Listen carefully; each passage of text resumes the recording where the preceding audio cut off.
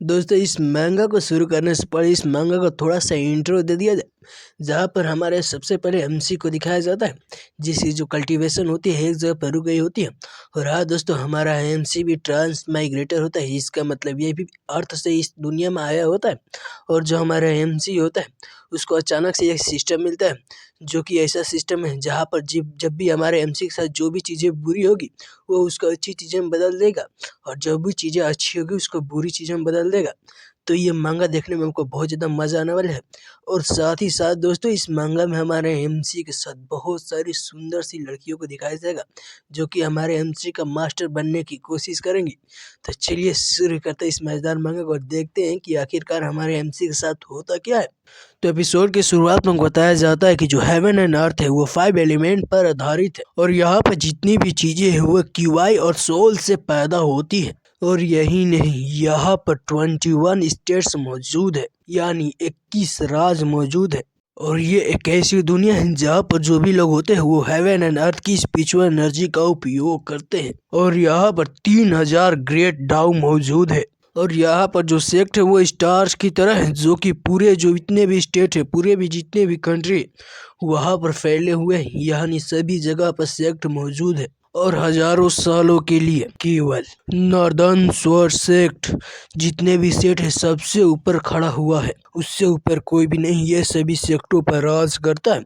और तभी हमको फोर्थ स्टेज की आवाज़ सुनाई देने लगती है, और हमको एक मूर्ति को दिखाया जाता है जिसके बारे में बताया जाता है ये होता है Z white plaza of sword sect. उसके बाद हमको एक लड़के को दिखाया जाता है जो कि उस मूर्ति के सामने खड़ा होता है, और नीचे जितने भी दर्शक होते हैं वो सभी लोग फोर्थ स्टेज का नारा लगा रहे होते हैं। तभी उस लड़के को दिखाया जाता है जो कि अपनी स्पिरिचुअल एनर्जी का यूज करने की कोशिश करता है, और अपने मन ही मन में बोलता है कि आखिर यहाँ पर चल क्या रहा है। मैंने क्लियरली रात भर कल्टीवेशन करके अपनी स्पिरिचुअल एनर्जी को पूरी तरह से अपने बॉडी के अंदर वारा था, लेकिन मैं उसका यूज नहीं कर पा रहा हूँ। ऐसा लग रहा है कि जो मेरी बॉडी है पूरी तरह से खाली हो चुकी है।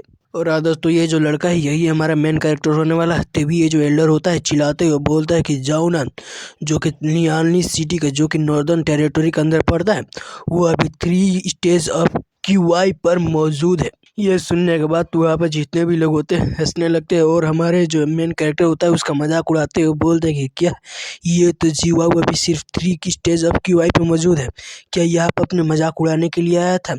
और हाँ, इसका तो एंगेजमेंट भी टूट गया है। इसे नालन गौवेर ने अपनी एंगेजमेंट को तोड़ दिया है। साला ये बच्चा है, आखिर ये क्या सोच रहा है, ये तो पूरी तरह से यूजलेस वेस्ट है। तभी हमको एक पहाड़ के सीन को दिखाया जाता है जहाँ पर कुछ लोग बैठे होते हैं, और वहीं पर सुंदर सी एक लड़की बोलती है क्या इसका सरनेम जाओ है। तभी दूसरी लड़की बोलती है कि ये तो अभी सिर्फ क्यूआई का 3rd स्टेज पर है। तभी जो मेन कैरेक्टर होता है उसके पीछे से लोग बात करते हुए बोलते हैं कि मैंने सुना है कि जो इसका फादर और मदर है पहले ही गायब हो चुके हैं, और ऐसा हो सकता है कि अभी तक वो सभी लोग मारे गए होंगे, और इसलिए जो इसका जियाओ फैमिली है इसका कोई भी इज्जत नहीं करती है, बस इसको बेइज्जती करती रहती है। ये सुनने के बाद दूसरा आदमी बोलता है तो फिर ये यहाँ पर स्वॉर्ड सेट के अंदर क्यों आया है। ये सुनने के बाद तो दूसरा व्यक्ति बोलता है कि कौन जान सकता है, बस जो जीवाई फैमिली है ऐसा लगता है कि ये इसको सिर्फ नंबर बढ़ाने के लिए यहाँ पर भेजी है। ये सुनने के बाद तो एक लड़की बोलती है कि क्या इसको जो दुनिया है उससे तिरस्कृत किया गया है। तभी एक दूसरी लड़की बोलती है कि मैंने इसे बहुत ढूंढा था, लेकिन ये मेरे लिए इतना ज़्यादा आसान नहीं था। और इस लड़की के बारे में बताया जाता है कि ये स्वॉर्ड सेट का ग्रेट एल्डर है, और इसका नाम है नोमी चैन। और हाँ दोस्तों, इसको हम लोग बोलेंगे सिर्फ ग्रेट एल्डर, क्योंकि इन सभी का नाम याद रखना यार बहुत ज़्यादा मुश्किल हो जाता है। ये बात सुनने के बाद दूसरी लड़की बोलती है कि ये वही बच्चा है जिसको हमारे जो ग्रैंड मास्टर सुने उन्होंने प्रोफेसी किया था। इस बच्चे का जो भाग्य बहुत ज़्यादा अच्छा होने वाला है। और इस लड़की के बारे में बताया जाता है कि ये फुल लीडर है स्वॉर्ड सेट का, जो कि तलिस्मान मास्टर है जिसका नाम है मोली। और हाँ दोस्तों, ये तलिस्मान पिक मास्टर भी है। तभी ये पीलो बालू वाली लड़की बोलती है कि हाँ ये यहाँ पर आ चुका है। और इस लड़की के बारे में बताया जाता है कि 3rd एल्डर है स्वॉर्ड सेट का, और ये है मेडिसिन पिक का पिक मास्टर जिन जीव। और हाँ दोस्तों, हम इसको 3rd एल्डर ही बोलेंगे। और तभी हमको इस सफेद बाल वाली लड़की को दिखाया जाता है जो कि हमारे एमसी की तरफ देख रही होती है और कुछ भी नहीं बोल रही थी। यह सुंदर सी लड़की के बारे में बताया जाता है कि यह 2nd एल्डर है स्वॉर्ड सेट का, और ये पिक मास्टर है स्वॉर्ड पिक का, और इसका नाम है सान उयान। उसके बाद हमको हमारे एमसी को दिखाया जाता है जो कि एक स्कूल के सामने खड़ा होता है और तभी ये जो पीले वाली लड़की होती है बोलती है कि सीनियर सिस्टर, एक बार जो हमारे सेक्ट का ग्रैंड फॉर्मेशन है वो एक्टिवेट हो जाएगा तो उसको कोई भी नहीं रोक सकता है। और ये जाओ ब्रेड है ये सच में पूरी तरह से ड्रेन हो जाएगा, ये पूरी तरह से चूस लिया जाएगा। ये सुनने के बाद तो ये जो ग्रैंड एल्डर होती है बोलते है कि जो हमारे ग्रैंड मास्टर का जो प्रोफेसी वो कभी भी फेल नहीं होता है। वो जो ग्रैंड मास्टर का लास्ट प्रोफेसी था जो कि कभी भी फेल नहीं होगा, इसलिए हमें इस चीज को करना ही होगा।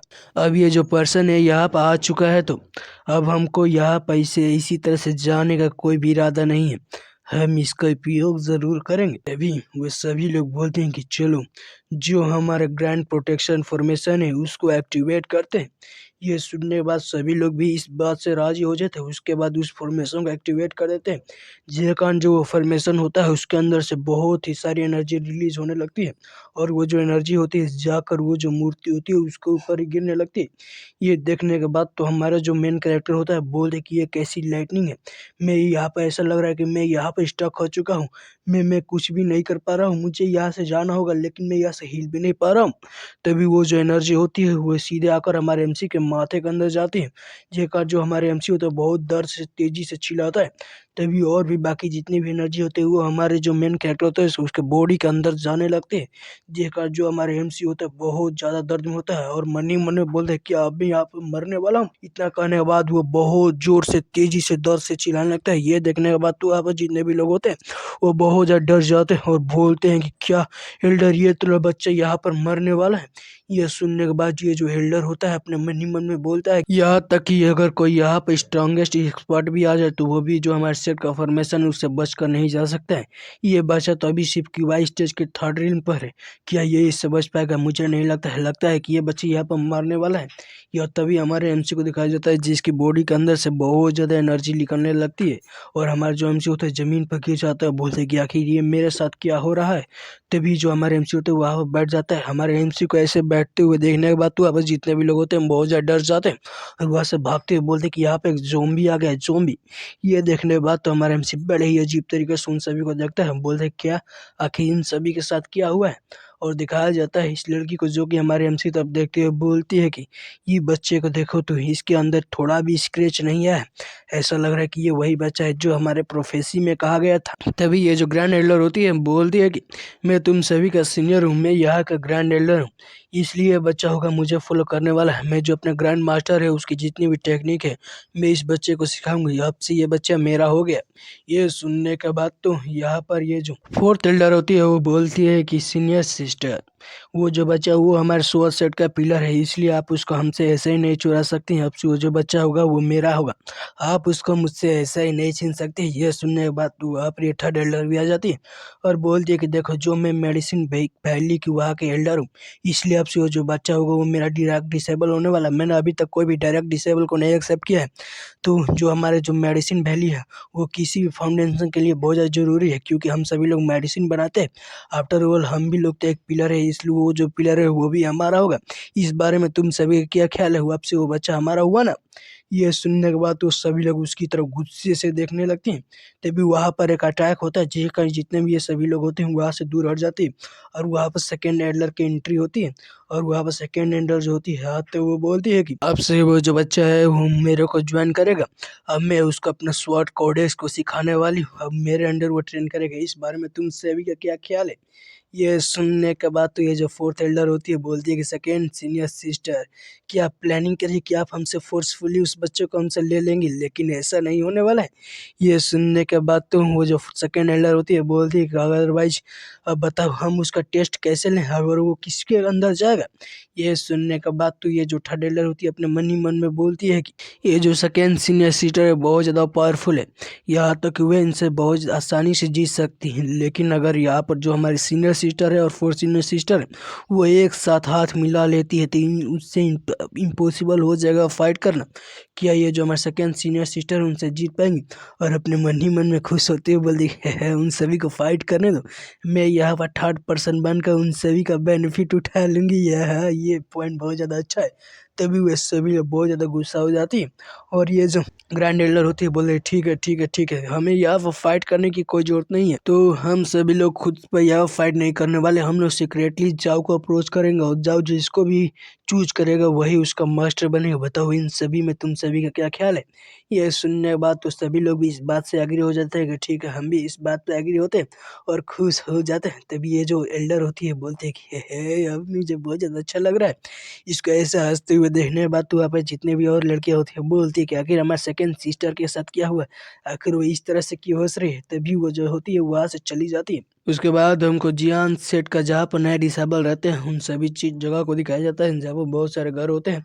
और हमारे एमसी को दिखाया जाता है जो कि एक पूल के अंदर नंगा होकर नहा रहा होता है और बोलता है कि वो जो एल्डर है उसने मुझसे कहा था कि तुम एक कुत्ते की टट्टी की तरह तुम्हारा लक है। उसने मुझे कुत्ते की टट्टी कहा था।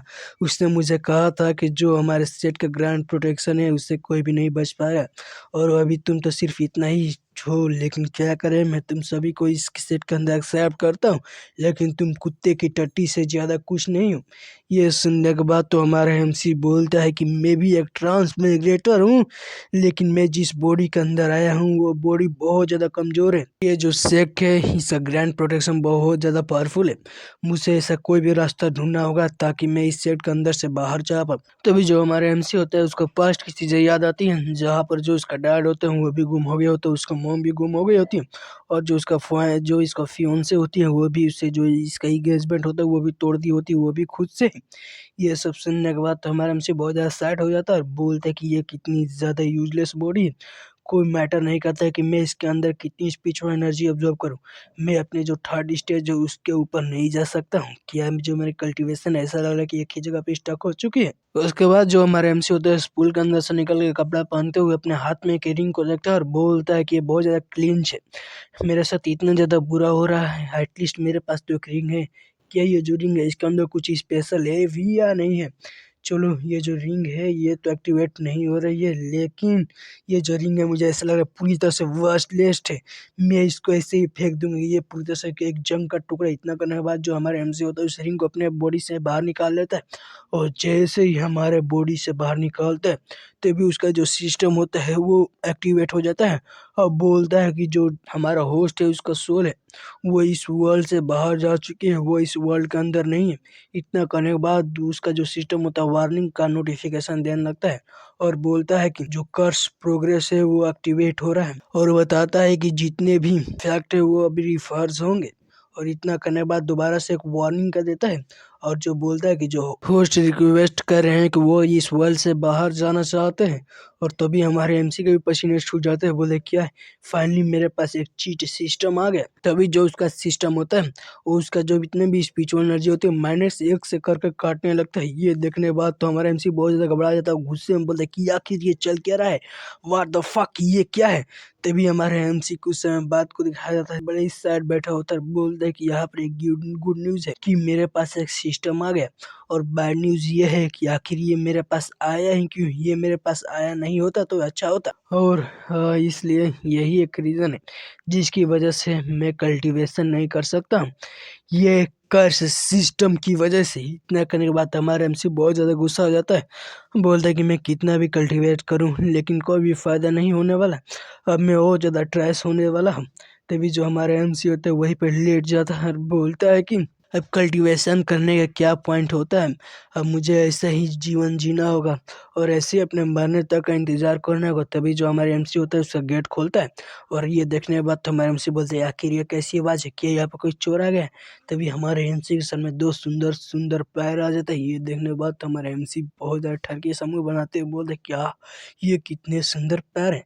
तभी दिखाया जाता है वहाँ पर ये जो ग्रैंड एल्डर होती है वो आ गई होती है और बोलती है कि हाँ मैं यहाँ पर आ गई। ये देखने के बाद तो हमारे एमसी अपने मन ही मन में बोलते हैं कि ये तो एक औरत है, आखिर ये आधी रात को मेरे कमरे के अंदर क्या करने के लिए आई है।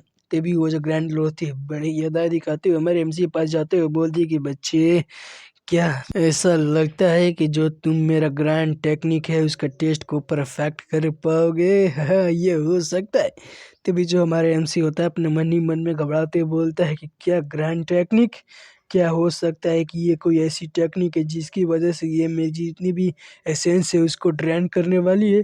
कि यार मेरे जो एसेंस है उसको चूसने वाली है, ये कैसे हो सकता है। उसके बाद अपने मन ही मन में दोबारा से सोचता है कि क्या ऐसा हो सकता है। इसने मुझे उस दिन के समय में देखा था जब मैं वहाँ पर अपनी सेरेमनी को पूरा कर रहा था और इसने मुझे देखकर अपने एक फ्रेश मिस्ट की तरह से सोचा अब ये मेरा यूज करेगी, मेरे जितने भी एसेंस है उसका चूस लेगी। क्या अब मैं क्या करूँ, मैं तो कुछ कर भी नहीं पा रहा हूँ। तभी वो जो ग्रैंड एलर होती है अपने बॉडी के अंदर से बहुत ज्यादा एनर्जी निकालने लगती है और बोलती है कि कुछ साल पहले ही मैंने एक ड्रीम एंटरिंग स्पेल को सीखा था और उसको एक्वायर किया था। और अपने मन ही मन में बोलती है कि आज लोंगाए जो कास्टर है उसका मेंटल पावर बहुत ज्यादा पावरफुल होगा तो वो किसी को भी मैनिपुलेट बहुत ही आसानी से कर सकती है। और ये बच्चा तो अभी बच्चा है, ये इस बच्चे का जो डेस्टिनी है बहुत ज़्यादा पावरफुल होने वाली है। तो इस बच्चे को मुझे अपने पिक के अंदर तो लेना ही होगा, इसलिए मैं इसके जो कॉकटेल है उसको राइड करूंगी उसको टॉप पर बैठकर। तभी जो हमारे एमसी होता है अपने मन ही मन में बोलता है कि आखिर ये कैसी रिएक्शन है, आखिर मुझे इतना ज़्यादा स्ट्रेंज महसूस क्यों हो रहा है। और अपने मन ही मन में बोलते हैं कि जो रियल मैन होते हैं सभी चीज़ें के लिए प्रिपेयर होते हैं, वो जितने भी सिचुएशन होती हैं उसको अडेप्ट कर लेते हैं। अदरवाइज हाँ ये मैं छोटी सी जो एसेंस है उसको ड्रेन भी कर लेती है तो मुझे लिए ज़्यादा प्रॉब्लम नहीं होने वाला है। तभी जो हमारा एमसी होता है उसके बॉडी के अंदर एनर्जी जाने लगती है और ये जो एल्डर होती है जो भी अपना ऑब्सक्यूरी ट्रेस इल्यूजन ड्रीम टेक्निक का उपयोग करने लगती है। ये देखने के बाद जो हमारे एमसी होते हैं बहुत ज़्यादा घबरा जाता है और बोलता है कि ये मेरे क्या ये कोई एसेंस ड्रेनिंग टेक्निक है, क्या इससे मेरा जो एसेंस है उसको लेने वाली है, क्या ये सोच रही है कि ये मुझे आज मार देगी। तभी जो हेल्डर का एनर्जी होते है वो हमारे एमसी के मुंह के अंदर जाने लगती है और जो हमारे एमसी का जो मेंटल डैमेज होता है 1+ से बढ़ने लगता है। जो सो मैंने बताया ही था कि जो हमारे एमसी पर जितना ही नुकसान पहुंचाने की कोशिश किया जाएगा उतना ही हमारे एमसी का फायदा होगा। और जैसे ही जो एल्डर है उसने हमारे एमसी का मेंटल अटैक किया था तो वैसे ही हमारे एमसी का जो मेंटल पावर है वो रिवर्स होकर 1 से बढ़ने लगा और ऐसा ही कर कर हमारे जो एमसी का मेंटल पावर बहुत ज़्यादा बढ़ने लगता है। ये देखने के बाद तो हमारे एमसी भी खुश हो जाता है, बोलते हैं आखिर वेट अ मिनट, आखिर यहाँ पे क्या हो रहा है। और हमारे एमसी अपने मन में बोलता है कि मैंने इतने ज़्यादा एक्सट्रीम डैमेज को लिया है, इससे जो मेरा स्पिरिचुअल पावर है बहुत ज़्यादा बढ़ा है और मेरा जो स्पिरिट है वो भी इंक्रीज होती जा रही है। उसके बाद ये जो एल्डर होती है वो हमारे एमसी पर देखो कैसे बैठी होती है और बड़ी ही दर्द दिखाती हुई हमारे एमसी के अंदर और भी ज़्यादा एनर्जी डाल रही होती है और ये डालते हुए बोलती है कि ये बहुत ज़्यादा बड़ा है। और तभी हमारा एमसी बोलता है कि ये बग, ये सिस्टम का बग है, बग। और जो हमारा एमसी होता है अपने मन ही मन में बोलता है कि इस सिस्टम की मदद से मैं जो अपना पावर है उसे बहुत ज़्यादा बढ़ा सकता हूँ। ये जो एसेंस ड्रेनिंग टेक्निक है इसकी वजह से मेरी जो बेनिफिट है बहुत ज़्यादा हो रहा है। और ये जो एल्डर होती है अपनी जो भी बड़े बड़े अनार होते हैं वो हमारे एमसी को दिखा रही होती है और हंसते हुए बोलती है come on baby come on. हमारे एमसी को ऐसा महसूस हो रहा है कि वो उसको ऐसे ही बुला रही है। ये देखने के बाद तो हमारे एमसी बोलते हैं हो, ये जो सिस्टम है ये तो मेरे लिए बेनिफिट आ रहा है, ये तो बहुत ज़्यादा अच्छा है। और तभी उसको महसूस होता है जहाँ पर वो सोचता है कि वो उसका जो एल्डर होती है उससे बोल रही है कि कम ऑन बेबी मुझे बहुत ज़्यादा हार्ड होकर मुझे और ज़्यादा हार्ड से करूँ। ये सुनने के बाद तो हमारे एमसी की ठड़कपन जाग जाती है। तभी ये जो एल्डर होती है अपने मन ही मन बोलती है कि मुझे ऐसा क्यों महसूस हो रहा है कि मैं अपनी स्पिरिचुअल एनर्जी को कंट्रोल नहीं कर पा रहा हूँ, मेरी जो स्पिरिचुअल एनर्जी है थोड़ा बहुत इधर उधर भटक रही है। नहीं नहीं नहीं ये अच्छा नहीं हो रहा है, ये कैसा हो रहा है, ये जो स्पेल है ऐसे कैसे हो सकता है। तभी जो हमारे एमसी होता है उसका जाकर गुब्बारे के अंदर अपने मुंह को घुसा लेता है और ठरकी सा फेस बनाते हुए अपने मन ही मन में बोलता है कि मुझे ऐसा लग रहा है कि ये कोई लेजेंडरी डुअल कल्टीवेशन टेक्निक है। ऐसा लग रहा है कि ये जो लड़की है पूरी तरह से वर्जिन है, ये इसके बॉडी पूरी तरह से प्योर है। मुझे कितना ज़्यादा मजा आने वाला है। इतना करने के बाद जो हमारा एमसी होता है उसको किस करने जा रहा होता है और बोल रहा है कि अब मैं इसको किस करने वाला हूँ। ये देखने के बाद जो एल्डर होती है वो भी शर्मा जाती है और हमारे एमसी की तरफ देखते हुए बोलते कि ये जो लड़का है इतना भी ज़्यादा बुरा नहीं दिख रहा है। तभी जो एल्डर होते हैं वो होश में आते हुए हमारे एमसी को थप्पड़ मारकर दूर फेंक देती है। जेकर जो हमारे एमसी होता है उसके कई दांत टूट जाते हैं और बोलता है कि आखिर यहाँ पे क्या चल रहा है। और जो एल्डर होती है बोलती है कि जो मेरी स्पिरिचुअल एनर्जी थी ऐसे ही स्टक आउट क्यों हो गई। ये कोई भी सेंस नहीं बना रहा कि आखिर ऐसा मेरे साथ क्यों हो गया। अदरवाइज अगर मैं अपने होश में नहीं आती तो ये बच्चा है जो मेरी पूरी स्पिरिचुअल एनर्जी को कंज्यूम कर लेता, मैं ये बच्चा मेरी एनर्जी को ऐसे ही ड्रेन कर लेता। तभी जो हमारा एमसी होता है खड़े होते हुए बोलते कि ये बहुत ज़्यादा दुख रहा है। तभी जो एल्डर होती है बोलती कि ओह तो तुम उठ गए, नॉर्मली अगर मैं सोचूं तो एक नासन सोल के कल्टीवेटर का मेंटल पावर और एक थर्ड स्टेज का स्पिरिचुअल एनर्जी का कल्टीवेटर का स्पिरिचुअल पावर, ऐसा नहीं होना चाहिए था। लेकिन मेरे साथ ऐसा क्यों हुआ? मैं ये जो मेरा पावर है इतना ज़्यादा कम्प्लीटली अनइफेक्टिव क्यों था? तभी हमारे एमसी के पास जाकर हम एमसी को छूने लगती है और हमारे एमसी के बहुत ज़्यादा करीब आ जाती है और अपने मन ही मन में बोलती कि यहाँ पर कोई भी अजीब चीज़ मुझे महसूस नहीं हो रही है, लेकिन आफ्टर ऑल मेरे साथ ऐसा क्यों हुआ? तभी हम एमसी को दिखाया जाता है जो कि उसको दूर ढकेल देता है और बोलता है कि आखिर तुम हो कौन और मेरे पास ऐसे क्यों आई हो? और अपने मन ही मन में बोलता है कि ये जो ह्यूमन है क्या पूरी तरह से पागल हो चुकी हैं? तभी वो जो एल्डर होती है, देखो कैसे हमारे एमसी पास पढ़ते हो, बोलती कि इसका जो मेंटल पावर है बहुत ज़्यादा टेरिफाइंग है। ये जो मैन है, ऐसा लगता है कि ये जो हमारे सेंस्टर है उसका जो प्रोफेसिव गलत नहीं होने वाला, ये बहुत ज़्यादा अच्छा। इतना करने के बाद अपनी गुब्बारे को दिखाते हुए हमारे एमसी की तरफ बढ़ने लगती है। ये देखने के बाद तो हमारा एमसी मन ही मन में घबराते हुए बोलता है कि जो डिसेंट मैन है वो अपने बॉडी को ऐसे सेल नहीं करते हैं, और मन ही मन में बोलते कि ये लड़की पूरी तरह से परवर्ट है। उसके बाद ये जो लड़की होती है वो हमारे एमसी से बोलती है कि जूनियर ब्रदर जाओ, मुझसे आपको डरने की कोई जरूरत नहीं, मैं आपकी सीनियर ब्रदर हूँ। मैं ये जो स्वॉर्ड सेक्ट है उसका जो भी फर्स्ट पिक है उसके डिसेबल हूँ, और आप मुझे अपनी बड़ी बहन यूँ समझ सकते हैं। और हाँ, मुझे याद है जब आपका ये जो टेस्ट चल रहा था उस दौरान जो आपकी स्पिरिचुअल एनर्जी थी वो थर्ड स्टेज पर थी, क्या मैं सही हूँ? और अपने मन ही मन में बोलती है कि काम डाउन, मुझे ऐसे ज़्यादा जल्दी करने की कोई जरूरत नहीं, मैं इतने ज़्यादा प्रीशियस डिसेबल को अपने से दूर नहीं जाने दे सकती हूँ। तभी जो हमारा एमसी होता है अपने को छुपाते हुए बोलता है कि वहाँ पर बहुत सारे नए डिसेबल थे, तो मेरे अंदर इतनी ज़्यादा स्पेशल क्या है कि आप मुझ पर इतने ज़्यादा अटेंशन दे रही हैं?